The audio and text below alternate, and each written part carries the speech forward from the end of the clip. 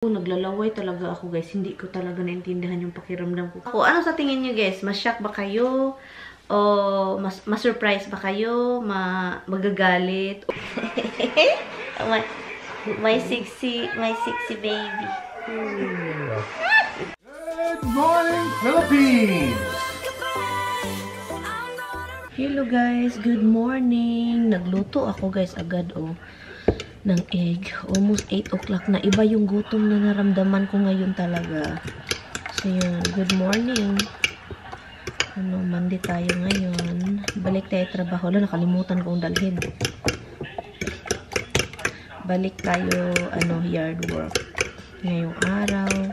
Sa po ako sa mga kakahoy-kahoy. Punta po ako sa kahoy.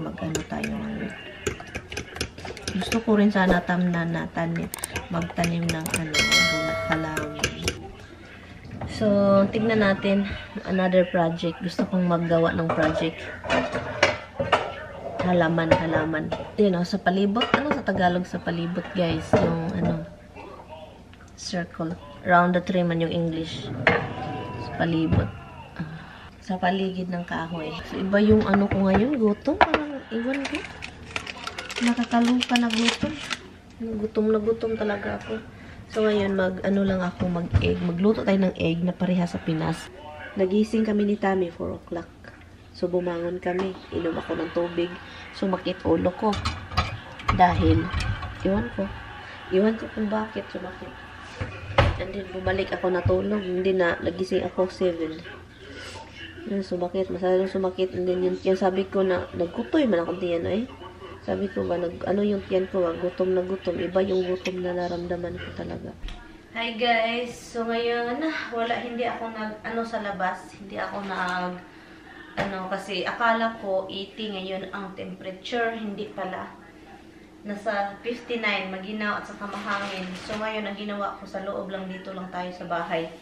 So, hindi tayo lalabas kasi hindi pa. Ayaw ko pang sa labas. Tignan natin kung anong laman. Puro kay Tamimoy po ito. Okay. Sa kanya po ito lahat.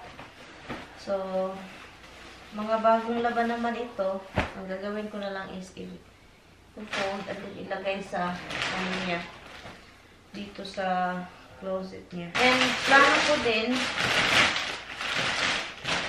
plano kong ilagay dito yung table. Yung sa office ko. Gusto kong ilagay dito at saka dito ko ilagay yung mga makeup ko.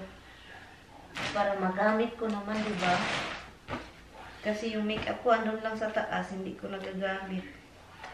So, yan. At saka may mga donation po tayo. Inano ko talaga kung ano yung pang-donate at saka yung ilit go na ni Tami kasi may mga juice dito, mga malalaki, ganun.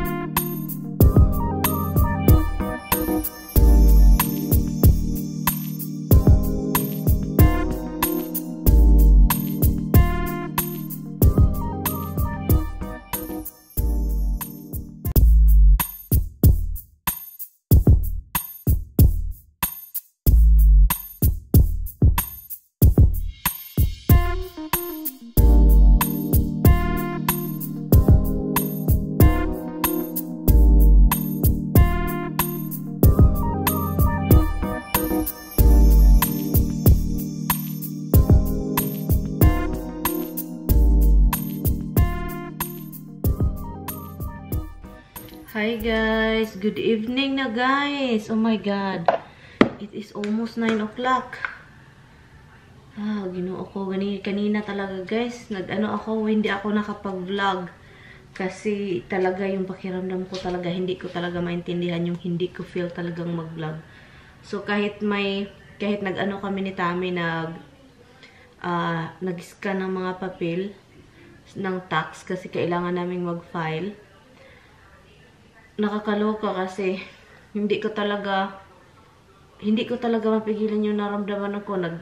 naglalaway na nga ako guys. Kanina guys talaga guys, natulog ako doon sa office ni Tami.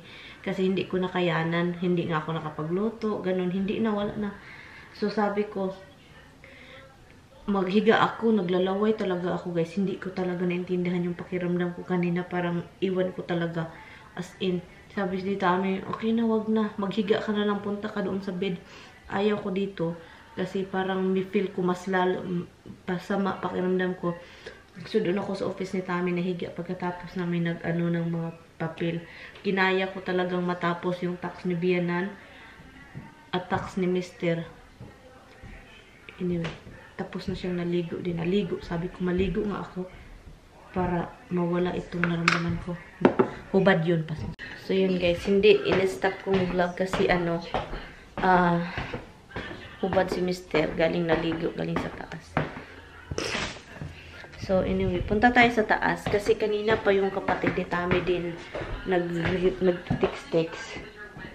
Hala, oy, ang dumi dito.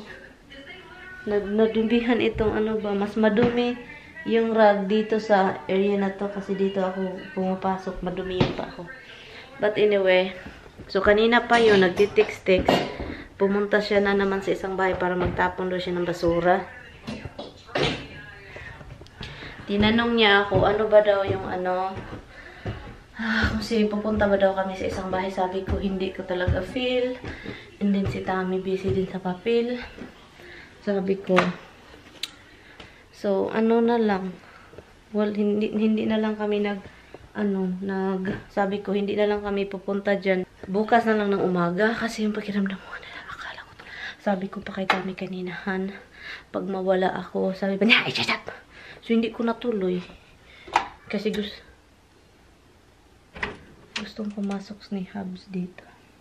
So, hindi ko natuloy yung sasabihin ko kasi ini-stop niya ako eh. Anyway, so maghanap ako kasi kanina pa yung text ng text. Sabi pa niya, you're not coming up here. You're bawal na. Si Hubs umiyak. So, binawalan ko yan. Sabi niya, maghanap daw provincial papel. So, kanina, wala talaga akong ano guys, hindi ko talaga feel kanina talaga. So, ngayon, maghanap tayo ng papel na hinahanap ni sister-in-law. Hubs, enough! Kailangan daw niya yung ibigay sa abogado. So, yun. Hanapin natin, if makita natin. Ay, sana andito yun kasi kailangan talaga yun ng abogads. Abogado.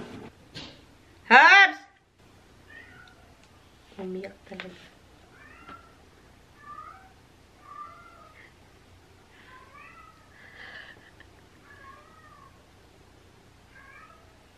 Rinig niyo.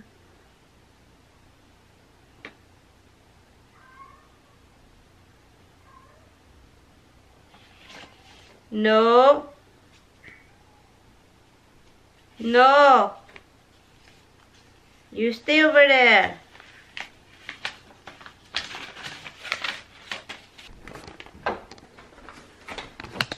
Why you keep crying?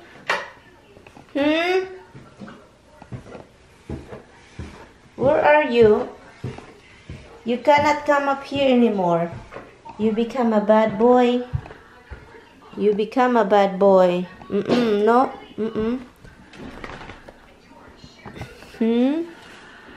Oh. Anyway, marami siyang, nagbulak siya guys ng marami guys. Look, 1 and 2, dyan, 2. Yun, yung puti dyan, 2.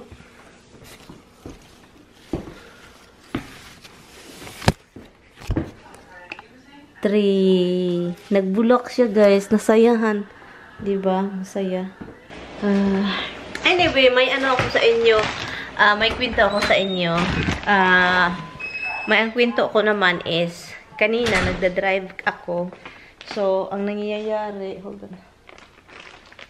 So, nagda-drive ako guys. So, ang ganap, nag-usap kami ni Mr. Sabi pa niya, meron akong sasabihin. Sabi pa niya, sabi ko, ano yan? Meron daw siyang sasabihin. So, sabi pa niya, alam mo naman si Thomas, yung pamangkin niya na bata lalaki. Anak ng bunso nila. Kapatid nilang bunso. So, yung sabi pa niya, yun siya. Hindi ko alam kung may matatanggap ba siya sa... Hold on guys. Hold on. Ay, basa na naman dito. Ito talagang aso kapag uminom. So, hindi daw niya alam kung may matatanggap ba daw siya kapag mawala na yung ama niya kasi may sakit, di ba? Kung ano ba yung future ng bata, ganon. So, sabi ko, so anong problema ngayon kung ganon? Sabi pa niya, naisip daw niya na, di ba yung will, naisip daw niya na i-share ko lang ito sa inyo guys. Kasi gusto kong i-share, diba? Na ano kasi ako, sabi ko, ganon. So, yung naisip ko ba, ganon. So, sabi pa niya, baka, wala daw sa plano niya noon na magawa ng sulat. You know, para katulad ng kabiyanan ba, may mga binigay, ganon sa kanya, sulat, you know, bago mawala. So, yun siya So, hindi daw niya naplanuhan yung gano'n noon. Wala daw yun. Kasi ako lang naman. Walang anak. Gano'n wala kami anak. So, ngayon, naisip daw niya yung pamangkin niyang lalaki. So, sabi ko, bakit siya yung naisip mo? Kasi yung iba daw mga pamangkin niya, babae or lalaki, okay naman yung buhay nila. May mga gandang trabaho. Ganon. At saka yung mga babae niyang pamangkin, dalawa babaeng pamangkin. May mga matatanggap naman yun sa lula nila. Malaki din yun guys, as in nilaanan talaga sila ng lula nila na sa ibang side ng lula 1 million yung kada isa, 3 silang anak. So yun, so malaki sabi pa niya. So nun daw yung maswerte man daw yung sila at saka maswerte yung anak ni Andrea, di ba sabi niya. So sabi niya kasi itong pamangkin niya ngayon is may mga issue, di ba? So baka magawa siya daw ng liham, sulat, gano'n, na may matatanggap siya sa ano man yung, kung ano yung niya, ibigay sa kanya daw, yung mga nalagay niyang mga pira kung kahit saan. Sabi ko, so sabi ko, na gano'n ako ba? Natural na yung reaction ko guys, ha? Pero hindi ko sinabi sa kanya, sabi ko, so kung ganun, sabi ko, so kung ganun, pantayin mo na sila lahat, ibigay mo na lang lahat loan, ipantay mo na sa kanila, kasi akala, isa lang yung bibigyan mo, andin yung ibang pamangkin mo, magsilos yan. Kasi isa lang yung binigyan mo, unfair naman, sabi ko, ibigay mo na. Sabi ko, mabubuhay naman ako sa ibigay mo na lahat, mabubuhay naman ako sa, kung ano yung social security niya. Sabi ko, wala. So, sabi ko, ibigay mo na. So, yun lang yung share ko, guys. So, hindi ko na tinanong kung magkano yung niya. Basta kaya ang nasabi lang niya na yun yung niya, naisip niya daw gawin na sabi niya, naisip niyang gawin niya kung ano yung mga na-invest niya sa iba. Baka magbigay siya, ganun. Sabi ko, mo na lang, ibigay mo na. Then, di ba, nasabi niya sa akin na ganun. Laanan niya yung pamangkin niya yun.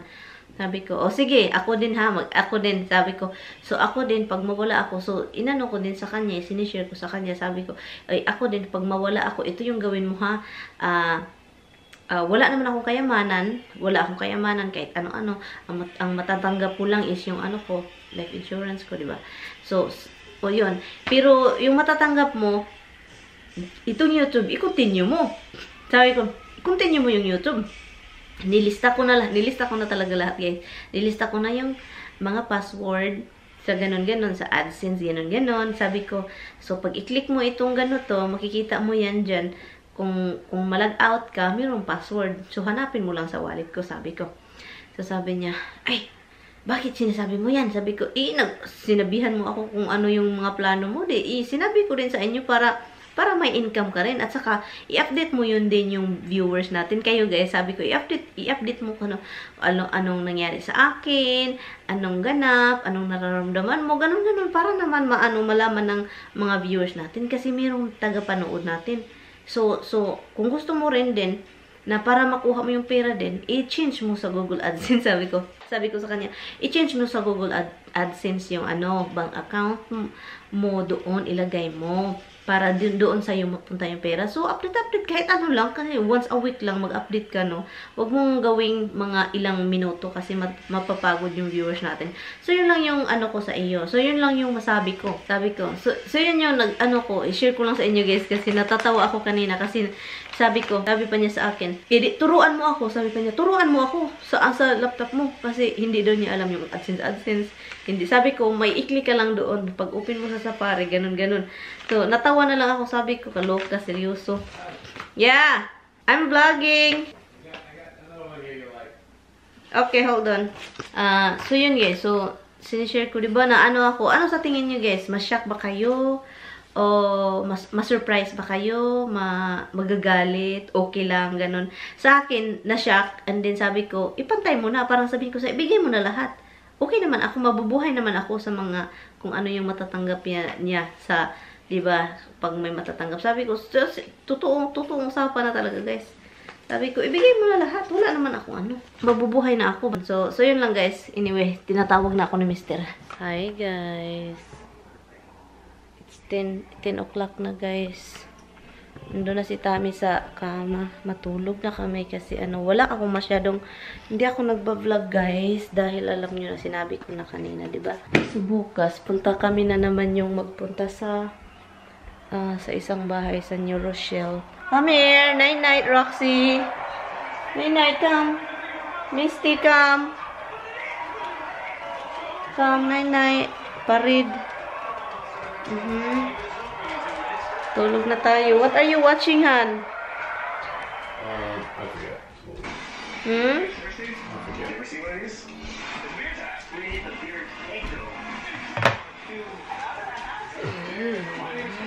Night-night.